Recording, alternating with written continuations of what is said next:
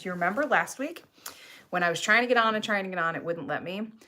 I went into the wrong place and I didn't see the teeny tiny little button up at the top.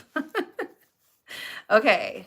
Not sure if you want to explain this or not, but how can we help boost your income with watching, liking on YouTube? If I watch and rewatch, does that count? If I watch my other devices, does that count? Okay, so I will give you, thank you, Robin, for asking that question. I will give you kind of the quick little kind of synopsis on how supporting creators that you like on YouTube works. Once you get to a certain point with YouTube, you are like soft monetized, and then there's fully monetized. I am like this close to being fully monetized. I was fully monetized years ago, and then I stopped, and then they changed how YouTube works, and then getting fully monetized again became like this process. So there is right now, when I am doing lives like this, there's like a little $ thing, and you can choose to donate whatever you want if it's something that you feel like you want to do. Totally not necessary. And then the other way is in my videos, there's also a little monetized, like that's just the regular videos that I put up, which by the way, I changed my posting schedule just because I feel like it works better, because I was posting Monday. What was I posting? Monday, Wednesday. I was going to be doing Monday, Wednesday, Friday, but then we have a live on Monday. So that'd be 2 things in a day. So now we have live Monday, videos Tuesday, Thursday, and Saturday. So we'll have 3 videos a week, which will be awesome. But in those videos, there's a little $ down at the bottom too. And if you choose to donate something, you can too. You totally don't need to. I really feel like the best way to support creators on YouTube is to watch their videos, to share them, and to like them, and to make sure you are subscribed. Like my kids watch a whole bunch of different people on YouTube, and we are not subscribed to them. We're not. But if I subscribe to them on my personal account, then it screws up my feed and who I actually want to see, and then I end up seeing a bunch of stuff that I'm not interested in. But if you subscribe to the people that you are interested in, that you keep coming back to, that supports them. But the watch hours is the biggest thing, because any creator over 1,000 subscribers is eligible for monetization through your subscribers. But you need to have 4,000 watch hours, which is way harder than you think it is, within a certain time frame, and you have to keep that 4,000 within that time frame. And when you're still smaller, like I am, that gets challenging. So the watch hours is the biggest thing. So yeah, like you can just watch the videos that I put out, or you can watch playlists. Like you can just go through my playlist thing and just let playlists run, and that racks up hours and things. But I don't like asking people to go do that, because I'd rather it be organic, for it to be real. Number 1, it's easier for me to sustain. Number 2, I don't want to waste anybody's time telling them to go watch a bunch of videos, especially if it's older content that's more homeschooling or home study that you may not be super interested in, because now we're here about herbs. So yeah, anyway, thank you for asking. There's the spiel, and let's get into herbs. Okay, so I have some herbs here. First off, let me show you this. Now, last week we talked about, by the way, we are in this room because I did not want to go to my mother's house today. It's like 0 outside with the wind chill, and I don't want to go out in that, so we're staying home. And my daughter's room is I think the coldest in the house, because I'm freezing, but it is the quietest in the house. I can't hear dogs barking. I can't hear children running around and being loud. I can't hear my husband like yelling and laughing with them. So like it's quiet here.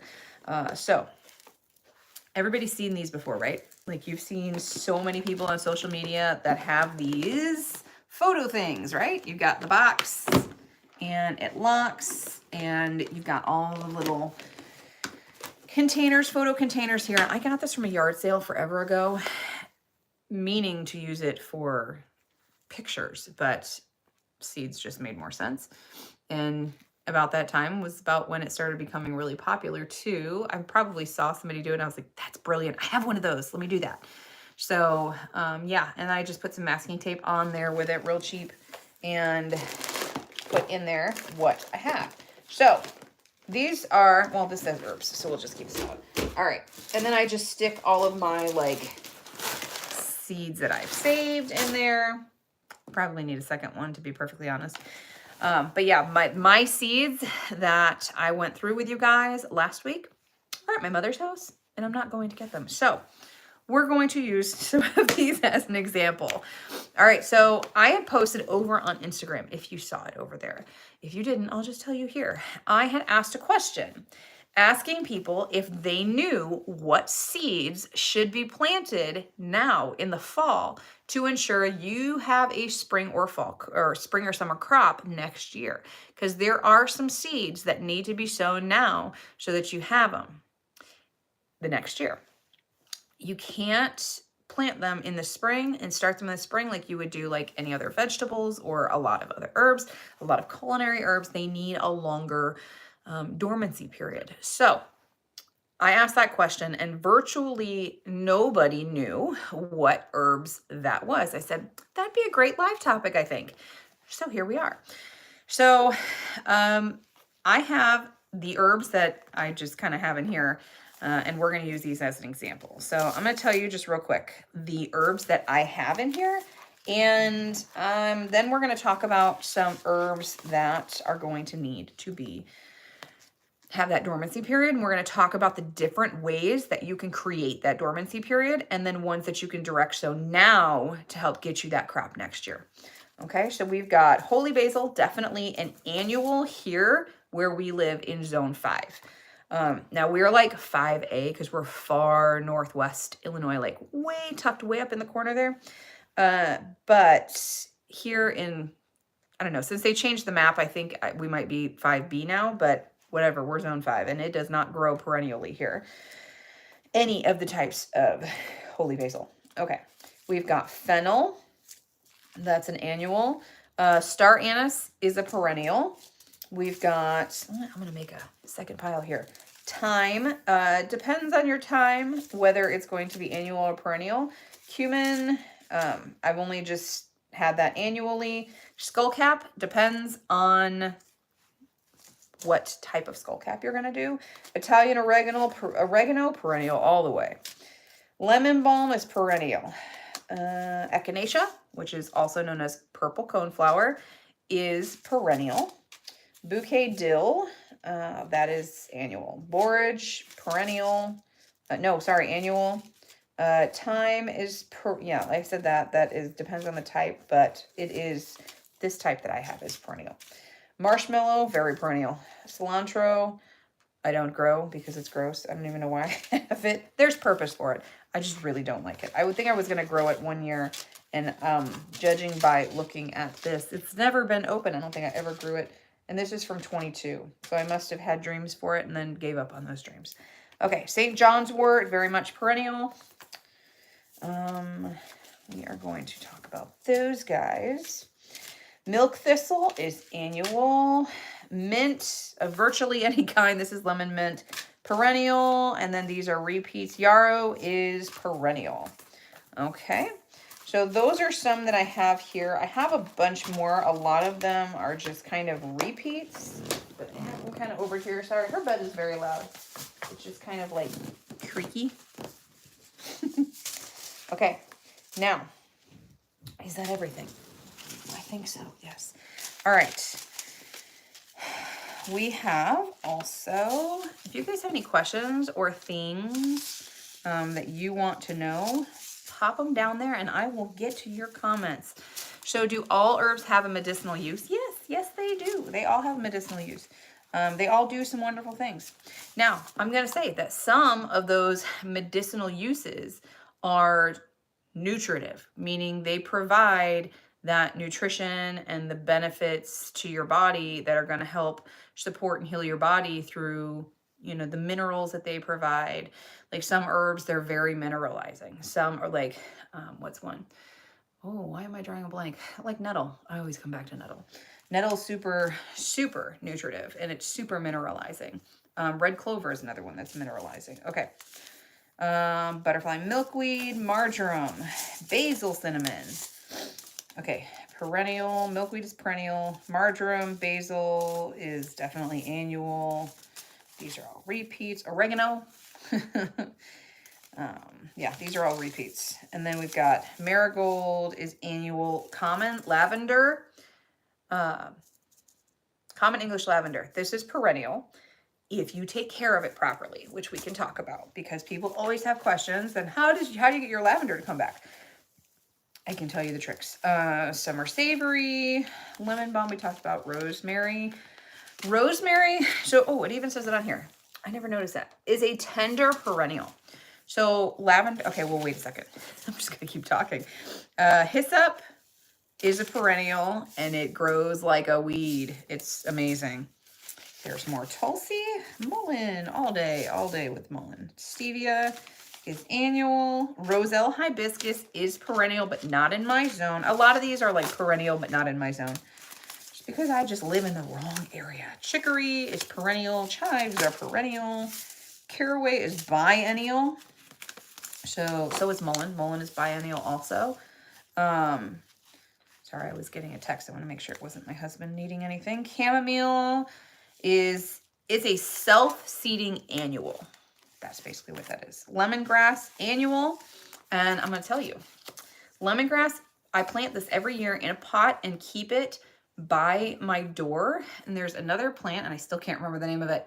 There's another plant that I plant next to it also. It smells lemony. And I cannot remember to save my life what the heck it is. I can picture it in my head and I cannot remember it. But lemongrass in pots next to like any common areas where you're going to sit and hang out or by your doors, it keeps spiders and mosquitoes away. I've noticed, actually now that I think about it, I've noticed our ants coming into our house is less also. We usually only have an issue with ants when the peonies are blooming because ants love peonies, peonies love ants. So during that time, then we start getting ants coming in the house once the peonies are in bloom, and it's a pain. But since I started doing that, they're significantly less. So that is that. Okay, so and all those herbs, excuse me, there were, you heard some different terms. Perennial, annual, tender, perennials, biennials. So there's some different terms. So let's talk about those. So your perennials, I'm going to start totally like you don't know any of this, okay? Because there's always somebody that doesn't, and they're just brand spanking new to it. So perennial means it's going to come back year after year after year. Annual means it is only going to be there for that growing season, and then it's going to die back. It cannot survive the overwintering process. Now, a lot of the plants that are annuals here can be perennials in warmer climates. So like if I was going to plant some of kale, okay. If I was going to plant some of the things that I have here, I was wondering why my phone wasn't charging. If I was going to plant some of the things that I have here, there we go. We don't want this to die in the middle. And it's just going to grow as an annual and it's going to die back. If I were to take that down down to Florida, it would grow perennially. It'll come back year after year. Or like lemongrass, it'll still grow here. It'll have a lovely year, but it'll get way bigger in a more tropical climate. So then there's the biennials, like, what were the two? That was mullein. What was the other one? I don't remember now. Let's grab it. No? Was it chamomile? No. Was it chamomile? What was it? Oh, it was caraway. I didn't pull caraway out. That's why I can't find it. Okay. All right. Well, mullein. Let's use mullein as an example. Scented geranium. Paula, it might be geranium. No, it's not, because geranium's not lemony. I don't know. I'm going to think about it. And you know, it's going to hit me at like 3 in the morning. So you know what I'm going to do is I'm going to put it in the community tab here when I figure out what it is. It's driving me crazy. It's a very like stiff, rigid plant. Anyway, okay. Moving on. Mullein has like your first year. This is how a biennial plant is. Like your first year, it does one thing. And then your second year, it does another thing. And then it's dead. And the cycle starts all over with a new plant because that second year it's seeded, and that's what put the seed in for the next year. So the first year mullein will do like this awesome rosette, okay? It's beautiful, it's lovely. It looks just like that. So that's a big rosette, okay? Your second year, actually, this looks like a second year, actually, now that I'm like looking at it up close. Okay, I think this is a second year. I think this is a beginning of a second year. So your first year rosette, this is gonna be tighter. It's gonna be tighter, lower to the ground, and it's gonna kind of grow. See how it's growing? I really hope you guys can see that, okay? How it's growing pretty tight here. It stays super low to the ground and it grows tight like the whole way out and the plants get big, okay? And then that's all you get your first year. Now you can keep pulling those leaves and it's gonna keep putting out that rosette and it's just gonna keep going and going and going and going. But the second year, it does this, so it starts the same way, but do you see how it's coming up from the ground? Like here's the ground and it's starting to shoot up. It's gonna shoot up a stalk. And that stalk is gonna grow up leaves, and then about halfway up, it's gonna start with flowers, and it's gonna put out these, like the color of her dream catcher there, like bright yellow flowers. And then after those flowers die back, then you're gonna see the seed pods. And those seed pods, once they dry, you can collect the seed, and if you want to, and you can go put that seed down, and that'll be your mullein for next year. Or you can just let nature do its thing, and those seeds will drop, and then you'll have a bunch of mullein right there. Now, I don't like to let the seed just drop because then you have a bunch of mullein like on top of each other, and it'll spread out some, but I like to have, it's one of the few crops that I like to put in a row because it's got virtually no pest pressure to it. So I like to have mullein all in one section.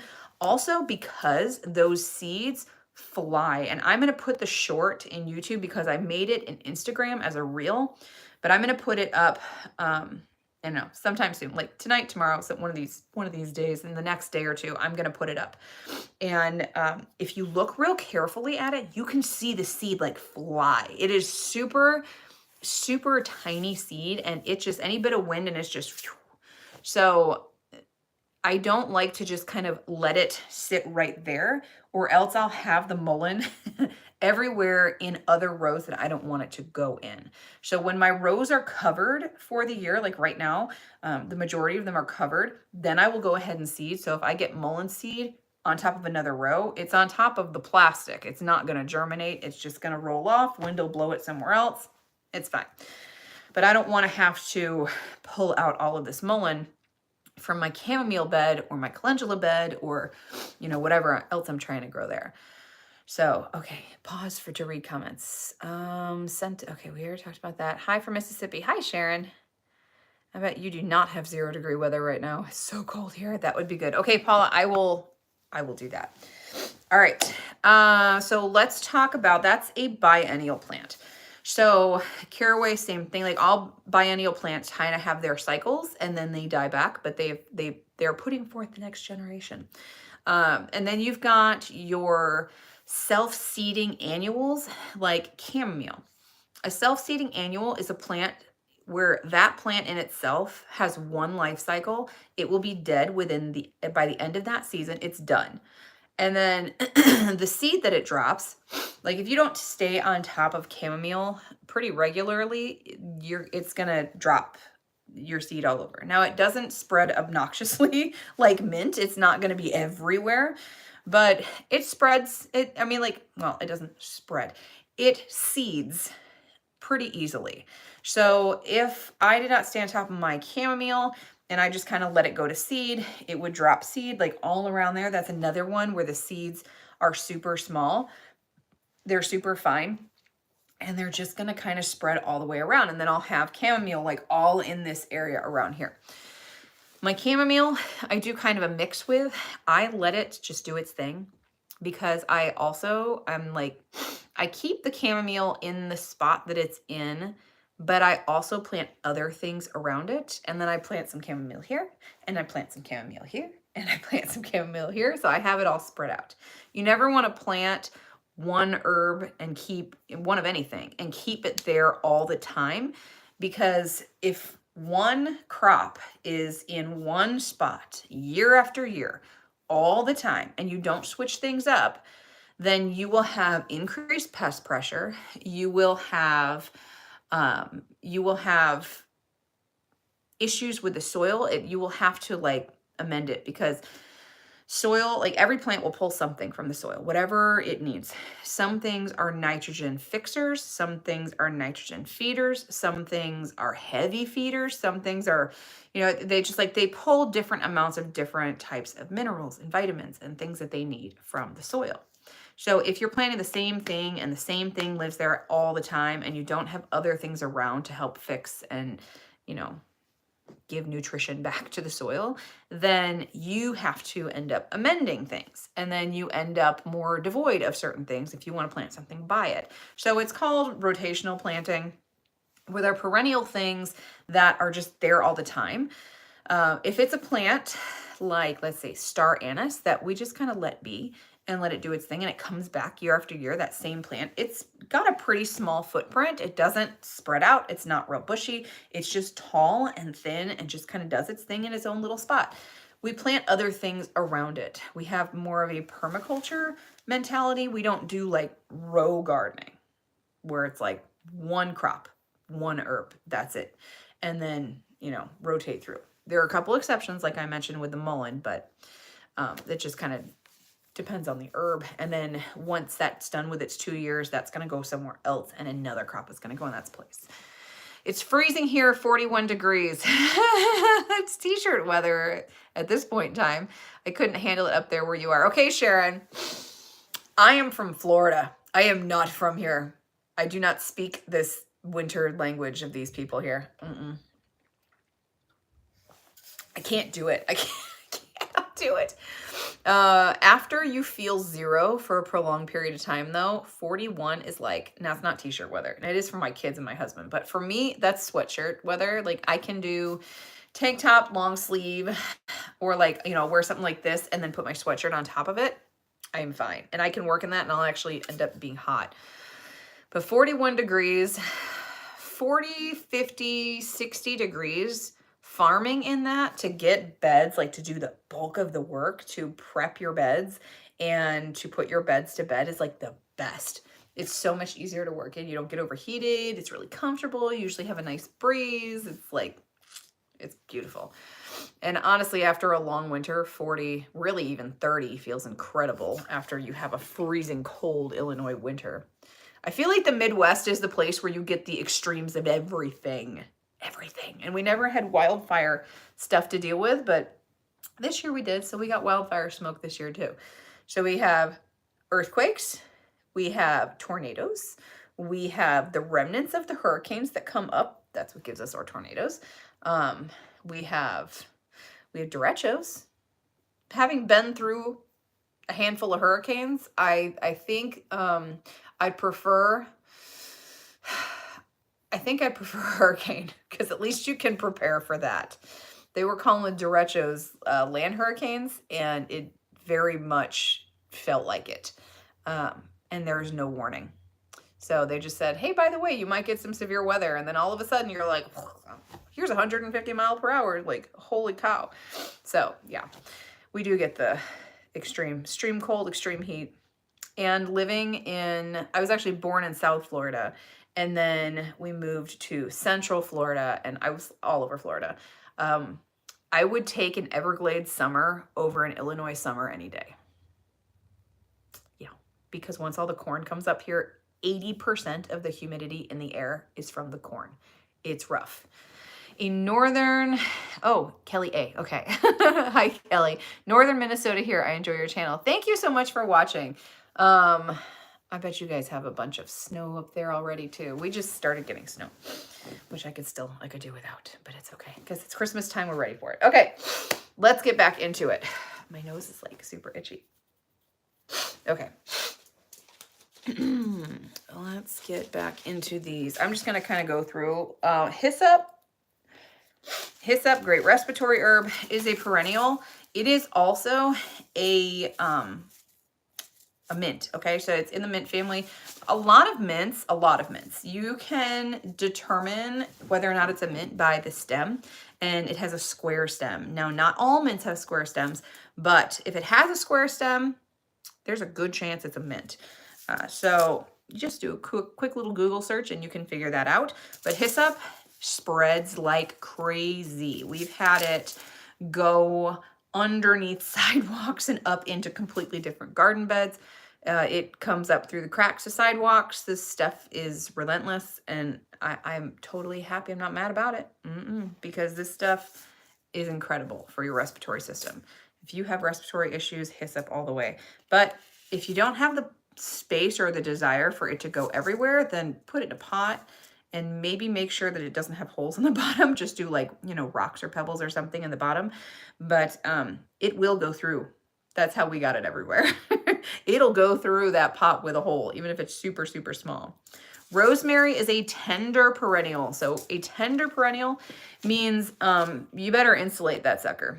You better insulate it. What I do with rosemary to have it come back. Now, I'm going to tell you this, but let me preface this by saying, this is the first year I have been able to overwinter rosemary. Now, on our farm, now here at the house, we get slammed with wind. We are just in an area where it's like we're right off a train tracks that are they're very much used regularly, freight trains all the time, like several times throughout the day.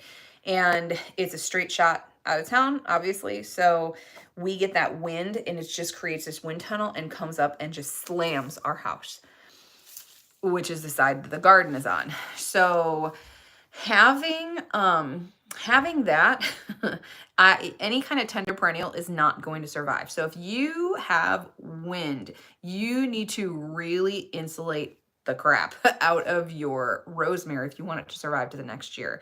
So what I did on the farm where we have windbreaks and it's okay is I also deep mulched it and I cut it down to the ground. I cut it down, like I watched the weather real carefully and I waited until it was like the last time that I felt like, okay, this rosemary needs to go now.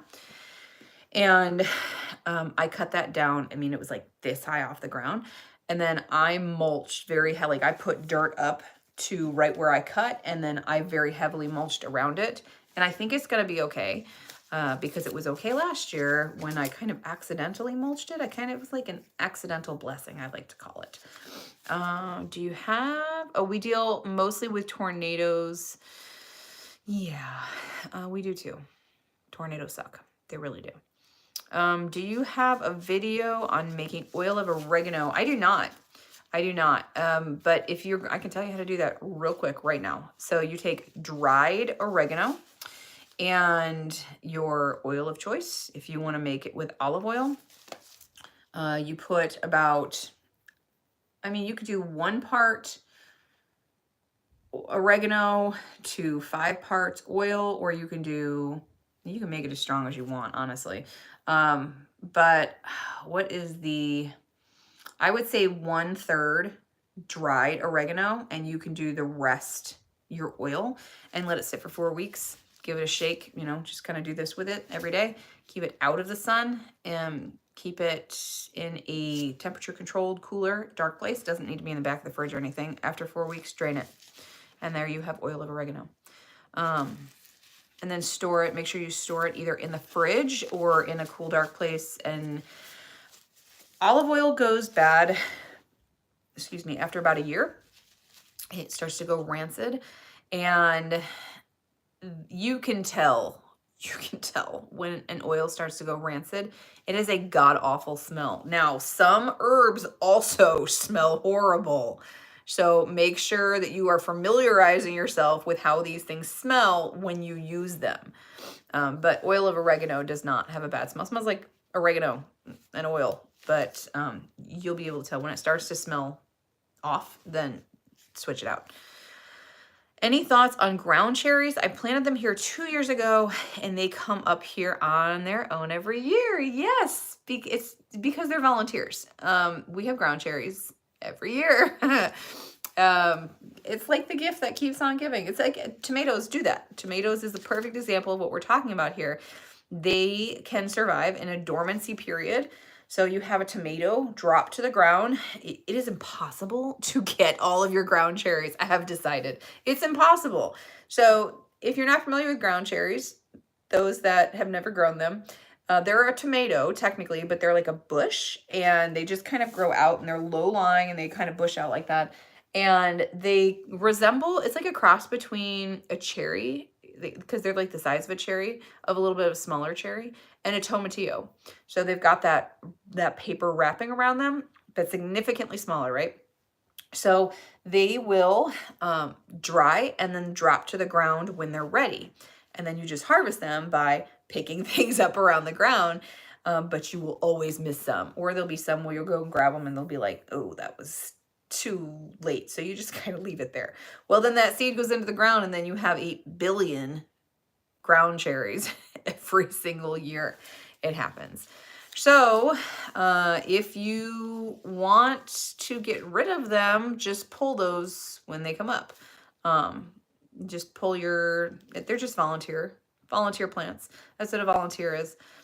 And some herbs do that too. I mean, I guess technically if you really get technical about it, I guess that's what self-seeding annuals are. So like the chamomile we just talked about. I'm not completely losing my mind. We did just talk about that, right? This is the difficult part of doing an Instagram live and then coming right here. I'm like, what did I say? What did I not say?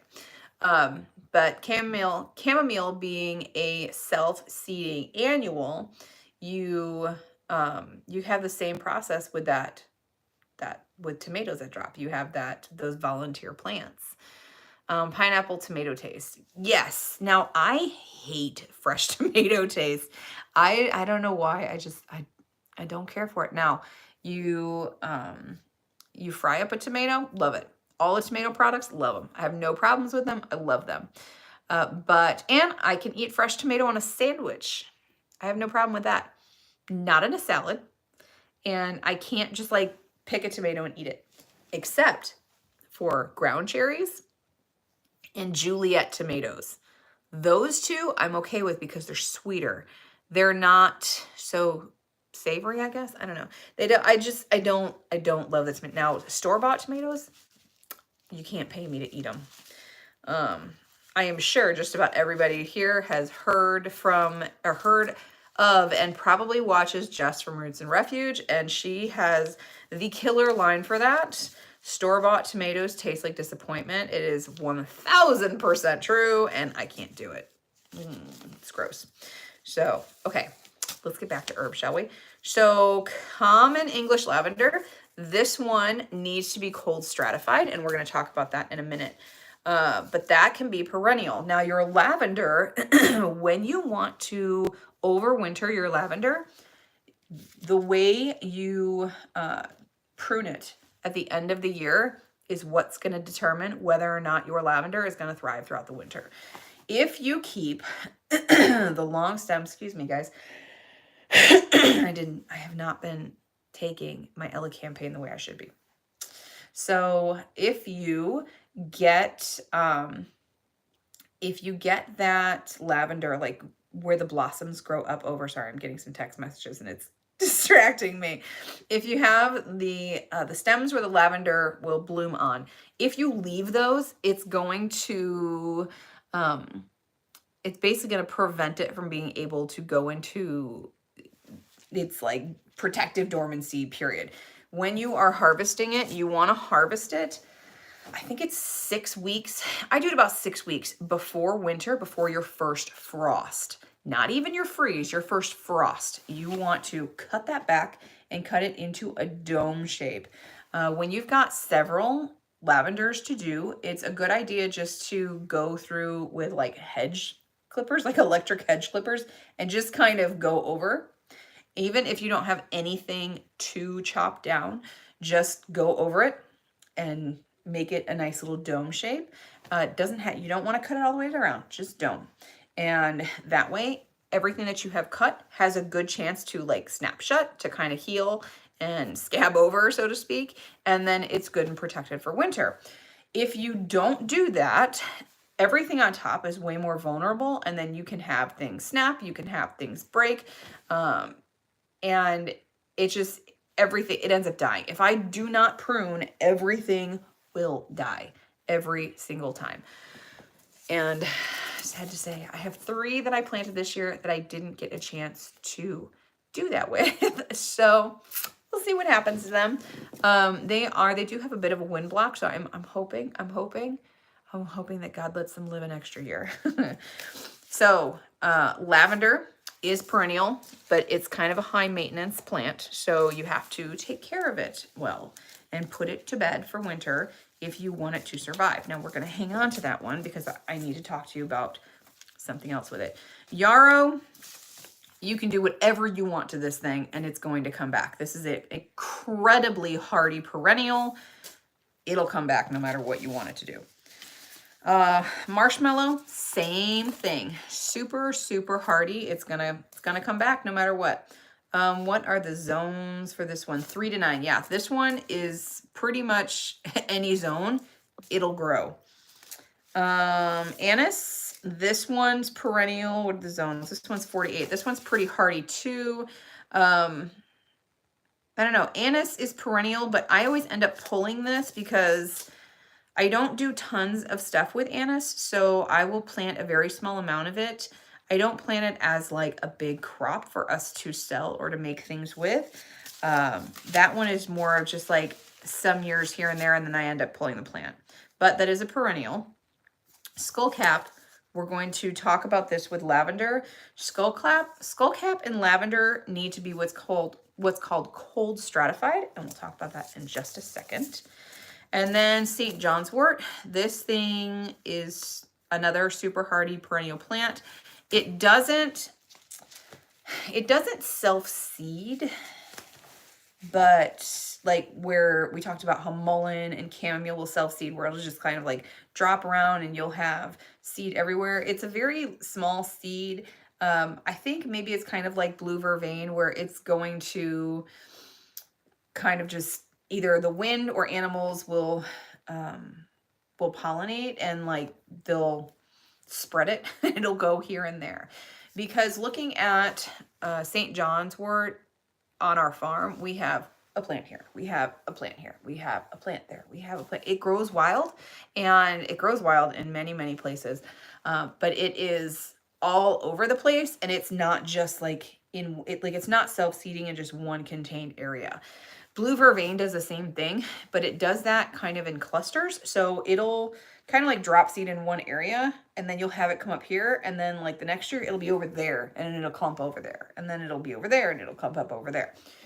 And it doesn't matter where you plant it, it's going to go where it wants to go.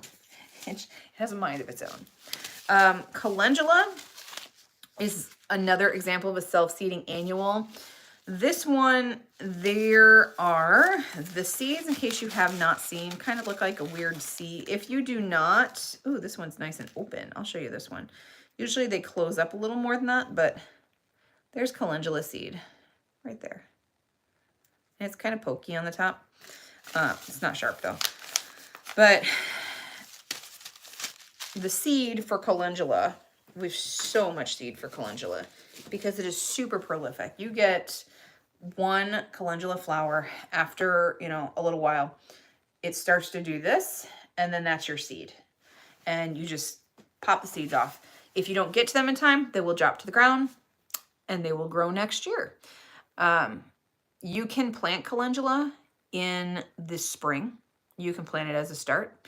You can put it in the ground and just direct sow it, and it'll pop up just fine. It's not picky. As long as the soil's good, then it's not picky. It doesn't like wastelands, but it likes well-draining, fertilized soil. Okay, so let's talk about these cold stratifying herbs here. So we've got common English lavender and skullcap. Now there are different varieties of skullcap. The ones that we grow need to be cold stratified. So how you cold stratify, the whole purpose of cold stratification is to mimic winter. So you're going to cold stratify by putting these seeds into a dormancy period. So how people normally do this and how I do it are a little bit different. So I'm going to tell you both. Now, I think the most common way for people to do it that I've seen the most is they will get like a damp paper towel, not soaking wet, and they'll just kind of broadcast the seeds on there, another wet paper towel on top. You put it in a Ziploc bag and stick it in the back of your fridge and forget about it. And in the spring, you pull it out and you take those seeds and put them in your seed starting trays with your soil medium, and you're good to go.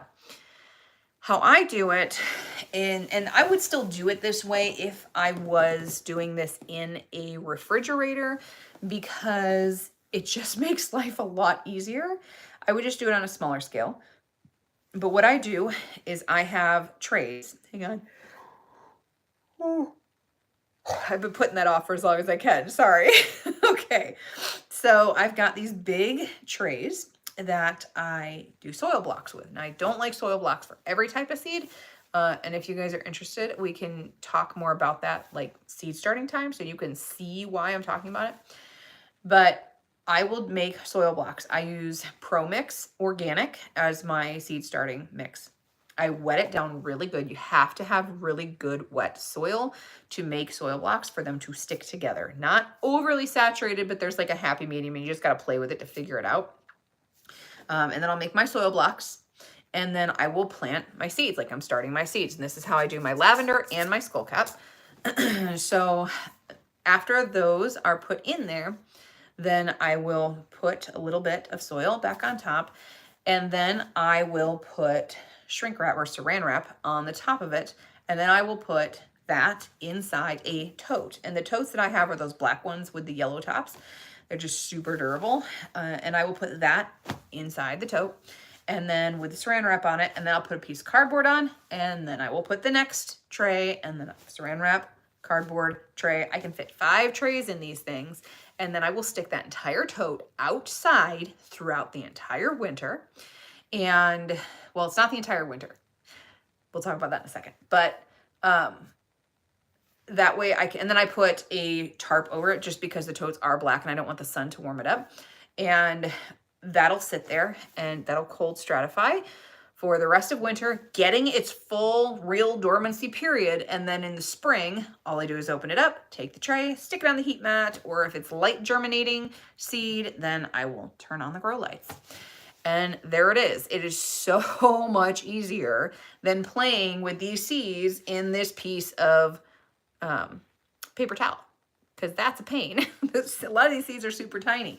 So if I was doing it small scale, and I have before, so what I do is I just get like little food trays, just like little reusable food trays that you would like if you have takeout or something like that. Well, I wouldn't do it with styrofoam. I'd get a plastic tray. Like if you ever have like sushi takeout, I'm sure a lot of sushi places use styrofoam, but anywhere that I've gotten it from has like good plastic with like a lid. Anyway, so you get those and you make your soil blocks in there, and then you could just stick that in the back. I would probably stick some packing tape around it because that's about the only thing that's going to stick when it gets cold and moist. And put that in the back of the fridge, and then you can take it out when you need to. Now, skullcap only needs about a month of cold stratification. Lavender needs at least a month of cold stratification. In fact, I start mine in like January, and I take them out. Oh my goodness. When do I take them out? End of March, I think. And then I will transplant them in June. So maybe end of May. It just depends on the spring that we're having. And then we grow lavender. But I cannot get lavender to grow if I try and cold stratify for a shorter period of time, or if I try and transplant it too early. I'm going to see what MI Gardener, because this is from MI Gardener. I have not used this pack. It just says cold stratify 8 to 12 weeks before the last frost. That's it. 8 to 12 weeks. And I'm sure this depends on your winter. If you've got a harsher winter, you probably need a little less time. If you have more mild winter, you need more time. But anyway, that's what I do. I just go by the time. How do you know when to pull them out of the tote? All right, let me read to you. Germination date. Okay, so on the back of this, it will show you your days to germinate. I'm reading this backwards. Days to germinate, days to maturity, and plant spacing, okay? And then it'll tell you when to start indoors. So you're going to cold stratify. It says in there to cold stratify 8 to 12 weeks before the last frost. And then it takes 15 to 24 days to germinate, and it takes 100 days to maturity. So you look at, you kind of have to do a little backwards math here. So you look at when you want this to harvest. So if you want this, I cannot do this math in my head backwards, guys. So I am totally going to not give you accurate days. This is going to be ballparking it, okay? If I want to harvest in July, say I want to harvest in mid-July. So that is mid-July, mid-June, mid-May. Then I want to make sure that I have this in the ground by probably the beginning of May. Now, that doesn't work for my area, but that's what, we're just using this as an example here. I want to make sure that this needs to be in the ground by May, beginning of May. So if it needs to be in the ground by the beginning of May, then we look at the next one. Days to germinate, 15 to 24 days. So that means that it needs to, that's just germinating. That's where it's poking through the soil. That's not getting a good start. So I want to make sure that I have probably 40 days. So before that, so that's like another month. So we're talking about beginning of May, beginning of April. So mid-March, you would want to pull these out of dormancy and start them. Okay, so that's how you would do that. Now, you also, if you are growing, if you are doing your cold stratification outside, then you need to watch your weather. And that's what I do too. And sometimes that can bite me in the butt because I don't have a big, huge greenhouse yet to be able to put lots and lots and lots of starts in. We had one, it fell apart, sadly, weather. And hopefully that's going to happen again this year because we need that back. But we will take them out if the temperatures are starting to trend up, and I know that if these things are not in dormancy, that they will germinate or they will end up molding because all the moisture that was in that soil when I started, so that it would freeze and be in dormancy, that could start to mold if you have too much heat in there. We don't want that to happen, so I'll pull it out and I'll go ahead and start them. I would rather have to babysit plants for an extra month or so, which can be overwhelming, but we have a area where we can have a whole lot of plant starts, and it's okay. It's manageable. We can work it out. But I would rather do that than waste all of that seed. And then plus that's another income stream too. Like if you've started, let's see how many are in here, 150, or if you did this entire plant packet here and you planted 150 lavender and you really only needed, 20, or we're talking super small, like you just wanted 5 lavender plants or something, you have all of these that you can sell. And these are lavender starts. The thing about herb starts is they are more expensive than vegetable starts. Vegetable starts are a couple bucks a pop. Medicinal herb starts are more expensive. Those can be $5 to $10 a pop. Those are way more expensive. It just depends on your area. Like if I was just doing any kind of lavender, you can also grow lavender from cuttings, which we can talk about too. If I was doing any kind of lavender and I was not marketing it as medicinal or organically grown or certified organic or regenerative or anything like that, then it would be cheaper. But if they are certified organic, if they are like for medicinal property, if they're organically grown, if they're regenerative, like we're not certified organic because it's not a process I'm ready to go through yet, but we do everything with the same practice. So we say organically grown and our practices are regenerative. So these, if we were selling starts, would get marked up because it's a different quality, and these are not seeds that we would use for that. These are, because they're organic seeds, they're certified. The process at which the plant was grown previously, we know are within the right growing practices that we need, and that's what that seed is harvested for. So then that's what we create our plants from. So lavender cuttings, you can just cut, like when you trim your lavender at the end of the year, you can take all of those trimmings and cut them in half again. And you can put that in, like you could dip it in water and you dip it in root stimulator, and then you put it in your soil and they grow roots pretty quick. And then you have some really good lavender plants. Like, it is a really good start. It's easier to start lavender from cuttings than it is to cold stratify and start from seed and do all of that. It is way easier. It is way faster.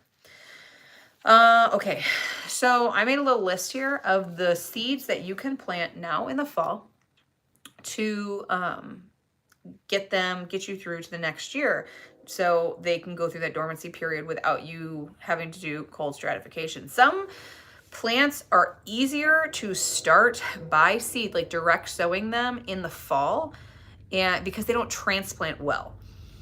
Like, starting them from seed is not something that they do super well with. So like garlic, okay, garlic is an herb, also, food, culinary purposes, and that's what most people think about it. But garlic is technically an herb, and you can use all the parts of it, the greens too, which a lot of people don't know. So if you are doing garlic, you want to plant it now. So you want to plant, like for us, it's now. If you're in zone 8 or 9, that's a totally, or more than that, that's a totally different thing. And you can plant that the year you want it. The year you want it harvested. Like, you could plant that early in the year, like when we're still under snow, and you've got a nice long growing season, and then you can harvest it later, and you're fine, you can do that. But garlic here needs to have a dormancy period, or it will not grow to be anything substantial. So I plant mine as close to freeze as I possibly can. Now, I said it's like 0 outside. I think it's actually like 5 degrees or 9 degrees or something like that. But with the wind chill, it's 0. And yes, our ground is starting to freeze. It is not totally frozen yet, but it's getting there. So, but in the next few days, I think by Wednesday, it's going to be like 45. That's when I'm going to plant my garlic. I'm going to get out there. I'm going to loosen up my soil as best I can. I'm going to get that garlic in the ground, and then I'm going to give it a watering, and then I'm going to mulch the heck out of it, and then it's going to be good. The reason I wait so long is because I don't want it to germinate before we go into winter. If that happens, this time of year where we live, you have a lot of this, like, we're in fall, just kidding, it's summer. Hey, it's winter, now it's back to summer. And it just does this back and forth thing. You want to make sure you're really paying attention to the 10-day forecast, and you're making sure that you're not having any of those big spikes, because if you get a spike into like 60s, 70s even, then it's going to come out of dormancy. And garlic moves pretty quick when it decides it wants to germinate and show its green tops, and then you will have a stunted plant. Sometimes they can die all together, so you don't want that to happen. So I will plant mine now, and then we don't harvest until about June, roughly. So that's when I do that. And then mulch. Definitely mulch the heck out of them. All right, mullein we talked about. Chamomile we talked about. Calendula we talked about. Here are some that you can plant in the fall, like now by seed. Okay, echinacea you can plant by seed. Anise hyssop you can do now. Skullcap, ginseng, that depends on your zone. Ginseng, turmeric, like those kinds of root herbs don't grow everywhere. I mean, it's the same thing with everyone, but like if we were to grow ginseng and turmeric, we would need a high tunnel, and we would need to really baby it and to be careful with it. Marshmallow you can do now by seed. Passion flower, stinging nettle, and St. John's wort. Stinging nettle, St. John's wort, like really any of these for the most part, you can also do in the spring. Chamomile you can do in the spring, but in the fall, it goes through a really nice full cycle. So you've got a lot of a lot of time for it to sit in that dormancy period, so that in the spring it comes up earlier with a stronger plant. It's got a stronger they end up having stronger root systems. They end up being a more robust plant. So there's a number of those plants that I like to seed in the fall and then mulch them. We're a big fan of deep mulch. Planted garlic Saturday. 6 to 10 inches of snow today. Oh my goodness, Robin, close call. Oh, the idea of 6 to 10 inches of snow right now is just like, I don't want it. I don't want it. I'm going to guess you are farther. I know you've told me where you're at before, but I can't remember. And yeah, better you than me. I can't do it yet. I just can't. I have lived in Illinois longer than I ever lived in Florida, and I am still a tropical person by nature, and I just do not like long, cold winters. I love winter from pretty much until after Christmas, and then I am done. We are done. We need warmth back. January is okay. We got married in January, so like at least there's something good like to look forward to. But it's at the beginning of January, and then the whole rest of winter I could totally do without. I'm going into it this year though with a better mindset of it's only 2 months. Like by the time you're done with everything that you look forward to in winter, there's not much left. It's pretty much just, 3/4 of January, February. March can be, we'll see what happens in March. Usually it's still cold here, like super cold. But February is the worst. It is the worst. Other than my husband's birthday, there is nothing in February that is good. It is just gray. Everything is white and gray, and it is just cold. And, we live out in farmland, so even the houses are white. Like everything is white and gray. I need color. I need color and warmth and sun. That's a good time to go to Florida. When we do go on vacation, it's usually about that time because it's the only time we can go. And we don't have seeds to babysit or plants to babysit. But we have to find a farm sitter. So yeah, there's that. So anyway, okay, so that is what I have for you guys today. Is there anything that you want to know that I did not touch on or that you just had a random question about? Because it is now 8 minutes after my daughter's bedtime and I'm sitting on her bed, so she can't go to sleep. In Mississippi, it'll go from 30 to 40 degrees, but not unusual to have 50 to 60 at a time in February. Oh, I planted my garlic already. Oh, well. That's okay. Northern Michigan, 40 degrees is a nice summer day here. It absolutely is. It is here too. It really is here too. It is, I wouldn't say summer. It's not summer, but it is a nice spring day here. After a long winter, it is very nice to have 40-degree days. That is about when, as long as it's not getting down to 0 anymore, that is about when I will start uncovering rows and loosening soil and doing all of that fun stuff. All the stuff we'll talk about in the spring. I really hope I can do some lives out on our land. We have like a portable router now, so that would be really nice to be able to bring out there, and then I can do lives from the garden. That would be awesome. And then we can, instead of sitting here inside talking about seeds, we could be outside in the beds and talk about the plants with them physically there. That would be so fun. I really want to do that.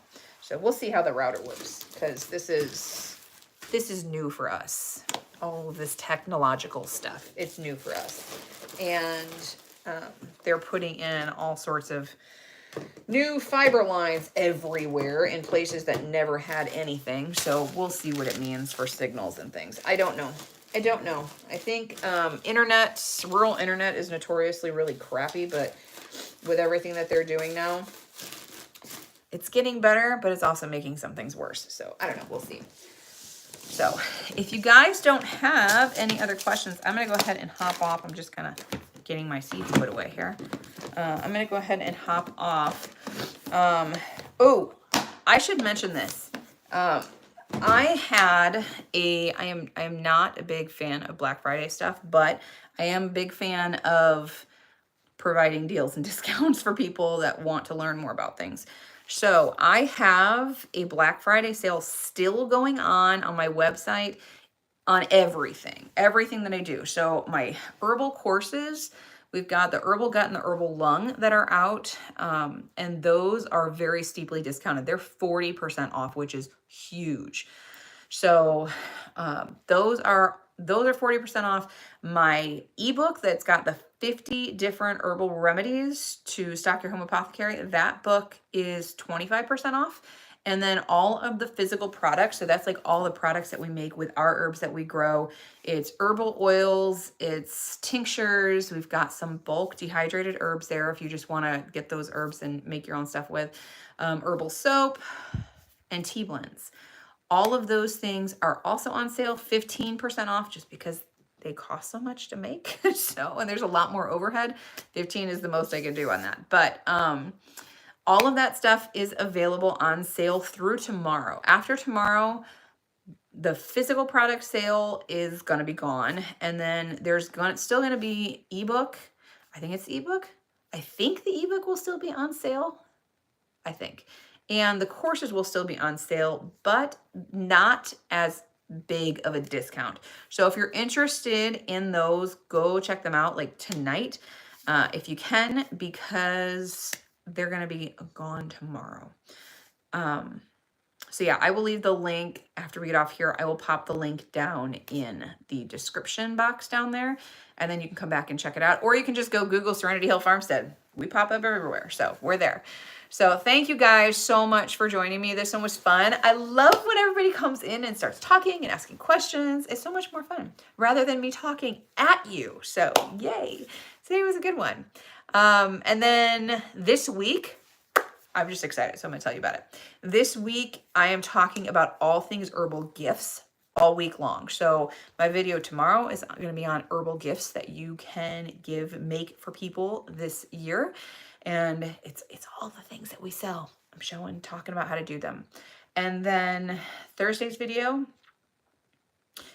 do I have that scheduled as, okay, either Thursday or Saturday. One of them is doing teas. Saturday, yeah, Thursday is doing tea blends, and Saturday is doing salves. There it is. So there's that. So again, thank you guys so much for joining me, and I will see you later. Bye.